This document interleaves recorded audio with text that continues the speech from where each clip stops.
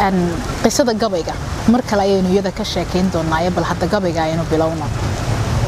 dunida bas sidaan lagu ogeyn wiil la darajeeyo ama degalkan Soomaaliyeed deeqsi laga waayay dhaaxana maanka daaweyn duudka ku sudhaye qalbigii ku door bidayay ee damac ku geeyay qalbigii daraada ragaba diiday hadalkooda sidii ruux danlaawo ah naftii kugu dulmeereysay daryeel guud ha joogtay hadda doodna celin weyday inkastoo duleysooda wax badan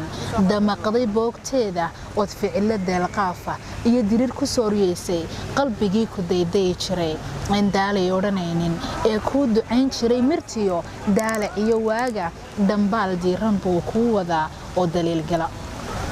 dambaal diiran buu ku wadaa oo daliil gala hadii in rag darajiyo wanaag duubka lagu meershay ama dunida maamul yaqaan magacna loo daayay dumar baa isdhaafshay naftii kula dadaalaysay ee sharafta kula doonaysay iyo guusha dabaqeeda diiwaankii nolosheen lahaa wada daraaseeya kol haduu dhankaagii ka dumay waa dakana weyne wax badan baan darxuma soo maray iyo dhibiyadii haale wax badan buu dadweynuhu yiri waa la doorsaday wadna doqon ayay igu masleen daacada ilaahay inkastoo naftani doonileed wada jir duugooba hadan daayinkay haayoran deerimaad ma lehe balan kula dardaarmay waxaan hadal ku soo duubay dadka tii ku mudata ee rabbigu adiga ku dooro